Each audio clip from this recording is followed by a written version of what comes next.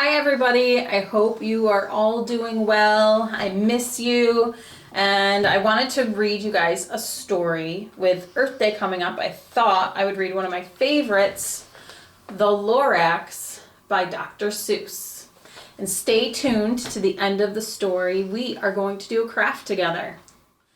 At the far end of town, where the grickled grass grows, and the wind smells slow and sour when it blows, and no birds ever sing excepting old crows, is the street of the lifted Lorax. And deep in the grickle grass, some people say, if you look deep enough, you can still see today, where the Lorax once stood, just as long as it could, before somebody lifted the Lorax away. What was the Lorax, and why was it there? And why was it lifted and taken somewhere? From the far end of town, where the grickle grass grows, the old Onceler still lives here. Ask him, he knows. You won't see the Onceler, don't knock at his door. He stays in his lurkum on top of his store. He lurks in his lurkum, cold under the roof, where he makes his own clothes out of muffled moof. And on special dank midnights in August he peeks out of the shutters, and sometimes he speaks, and tells how the Lorax was lifted away. He'll tell you perhaps, if you're willing to pay.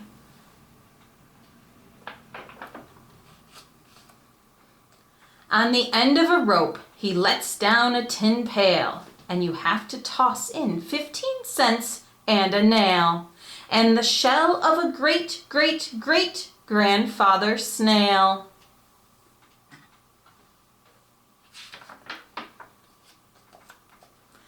Then he pulls up the pail, makes a most careful count, to see if you've paid him the proper amount.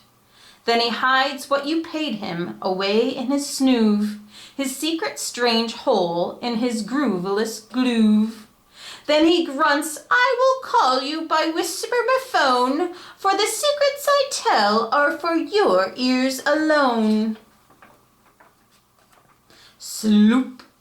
Down sloops the whisper-my-phone to your ear, and the old Onceler's whispers are not very clear, since they have to come down through the snurgly hose, and he sounds as if he had smallish bees up his nose. Now I'll tell you, he says, with his teeth sounding gray, how the Lorax got lifted and taken away. It all started way back, such a long, long time back. Way back in the days when the grass was still green, and the pond was still wet, and the clouds were still clean, and the song of the swammy swamps rang out in space. One morning I came to this glorious place, and I first saw the trees, the Truffula trees, the bright-colored tufts of the Truffula trees, mile after mile in the fresh morning breeze.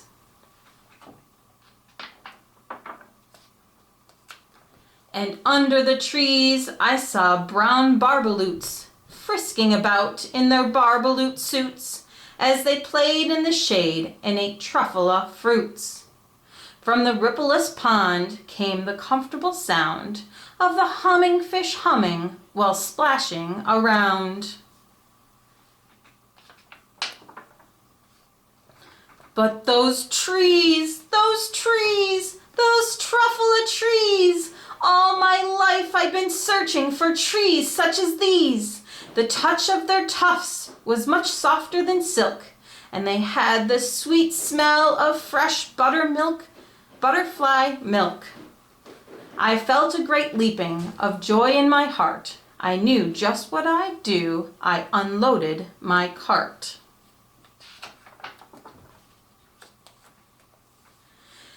In no time at all, I had built a small shop. Then I chopped down the truffula tree with one chop. And with great skillful skill and with great speedy speed, I took the soft tuft and I knitted a thneed. The instant I'd finished, I'd heard a gazump. I looked. I saw something pop out of the stump of the tree I'd chopped down. It was sort of a man. Describe him? That's hard. I don't know if I can. He was shortish and oldish and brownish and mossy, and he spoke with a voice that was sharpish and bossy. "Mister," he said with a sawdusty sneeze, "I'm the Lorax. I speak for the trees. I speak for the trees have no tongues, and I'm asking you, sir, at the top of my lungs." He was very upset as he shouted and puffed, "What's that thing you've made out of my truffula tuft?" "Look, Lorax," I said, "there's no cause for alarm. I chopped just one tree. I am doing no harm. I'm being quite useful. This thing is a thneed. A thneed's a fine something that all people need. It's a shirt, it's a sock, it's a glove, it's a hat. But it has other uses, yes, far beyond that. You could use it for carpets, for pillows, for sheets, or curtains, or covers for bicycle seats." The Lorax said, "Sir, you are crazy with greed. There is no one on earth who would buy that fool thneed."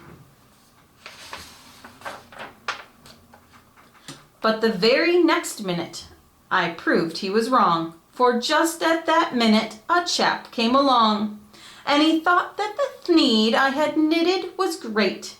He happily bought it for $3.98.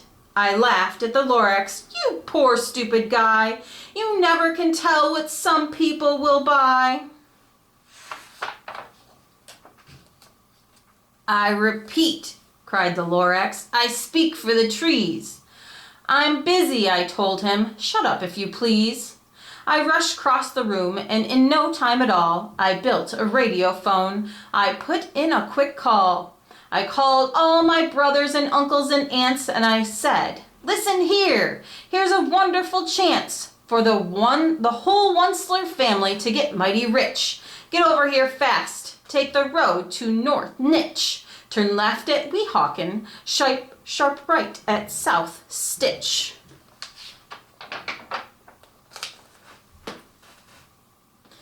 And in no time at all, in the factory I built, the whole Onceler family was working full tilt.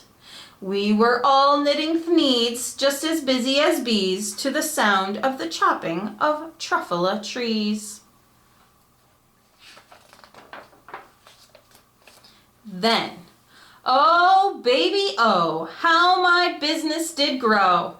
Now chopping one tree at a time was too slow. So I quickly invented my super axe hacker, which whacked off 4 truffula trees in one smacker.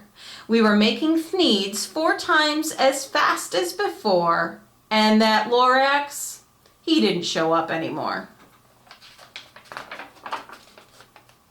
But next week he knocked on my new office door. He snapped, "I'm the Lorax who speaks for the trees, which you seem to be chopping as fast as you please.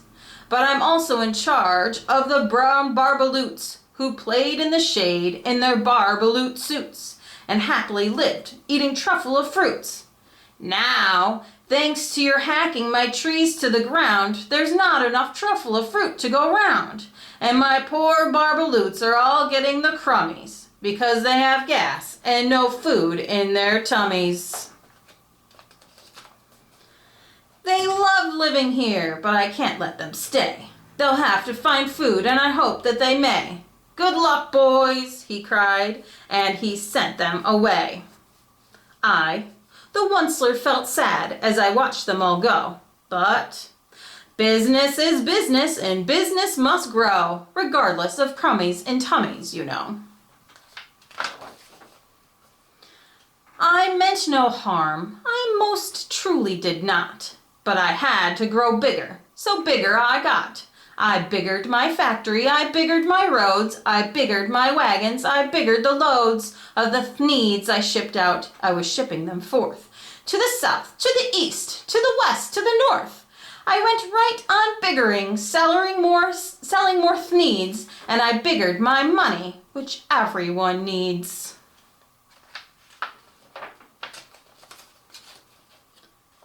Then again he came back. I was fixing some pipes when that old nuisance Lorax came back with more gripes. I am the Lorax. He coughed and he wheezed. He sneezed and he snuffled. He snargled. He sniffed. Onceler, he cried with a cruffulous croak. Onceler, you're making such smogglous smoke. My poor swammy swamps. They can't sing a note. No one can sing who has smog in his throat. And so, said the Lorax, please pardon my cough. They cannot live here, so I'm sending them off. Where will they go? I don't hopefully know. They may have to fly for a month or a year to escape from the smog you've smogged up around here. What's more, snapped the Lorax, his dander was up.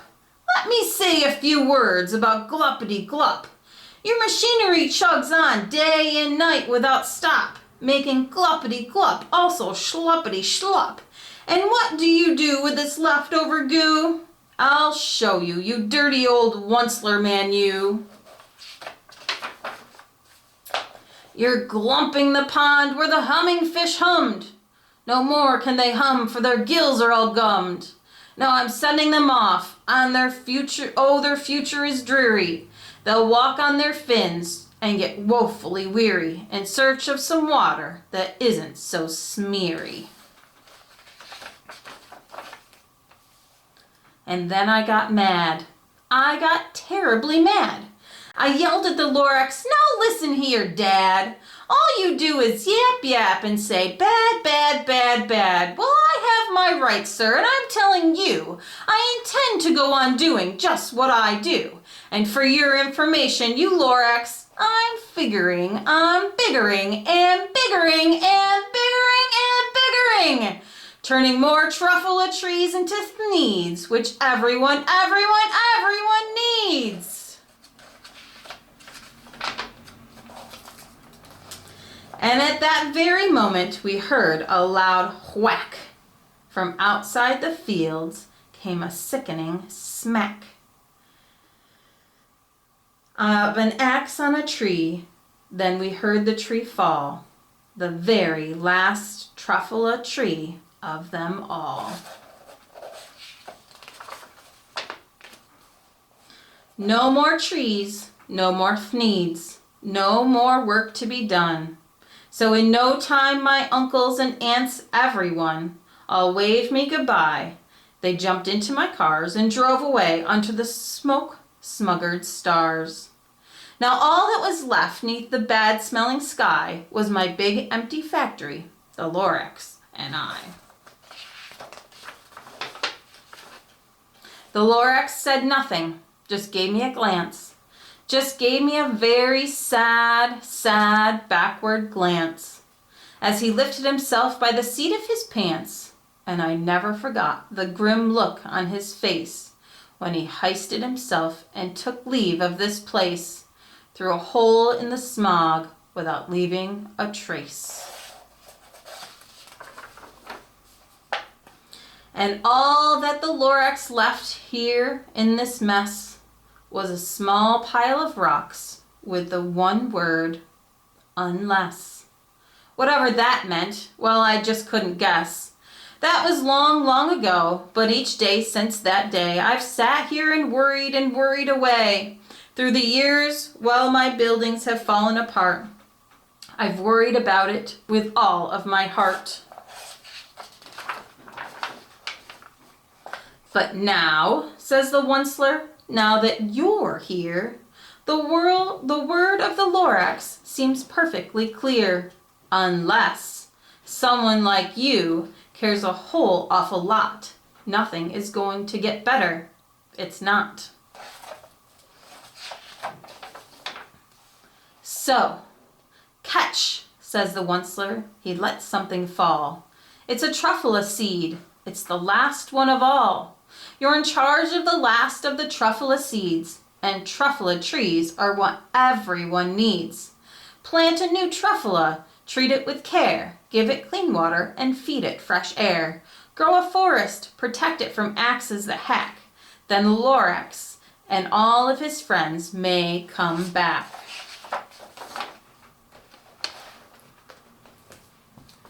The end. So our challenge is going to be to make some truffula trees.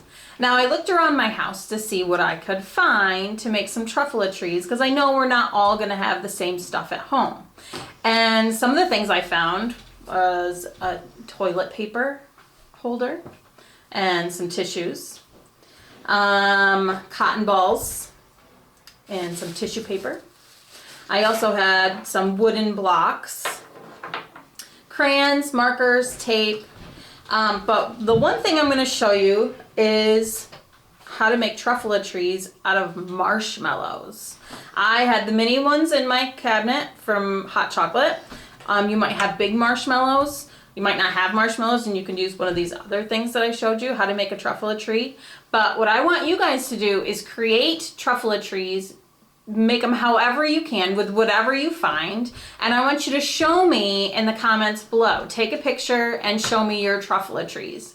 We're going to make some marshmallow truffula trees right now. I'm just going to show you really quick. The marshmallows are great because we can take a marker and we can write right on the marshmallow. Now, are we going to eat these now? No, because they've got marker on them. So we're going to color our truffula trees. And once we have them colored, we can take a little bit of water. I'm using a paintbrush. You might have a Q-tip or even just your finger. You could take your finger and put it on there like that. And then you're going to take another marshmallow. You're going to wet the other end of the marshmallow and stick them together. They will stick together. And if you want to put just a little bit of water wherever you're building these things at the bottom, the marshmallows should stick to those too.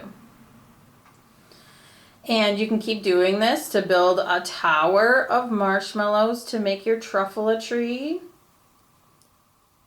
I made a tower already with my truffula trees. I didn't paint this one or put marker on it. They're sticking up. And then, other ones fell down. I thought we could take a cotton ball and we could put some marker on the cotton ball too.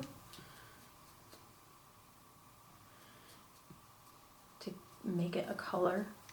You don't have to, you can keep it white. This is all about what you have and being creative. And then I'm going to stick this on top of my marshmallow truffula tree. Maybe it'll stand up. If not, we have tape too.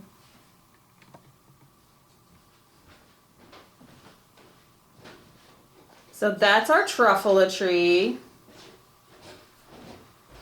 And I hope you guys create something fun and interesting and show me what you make. Maybe use those toilet paper holders and draw some zigzags on them or something like that. Color the tissue. You could stick it right in there and look, I have a truffula tree. Or build some blocks. Put some cotton balls on the top of there. You've made a truffula tree. So I want to see what you guys can make. I want to see what you guys come up with. I hope that you're staying creative. I hope that you're reading lots of books. And I hope to see you soon. Bye.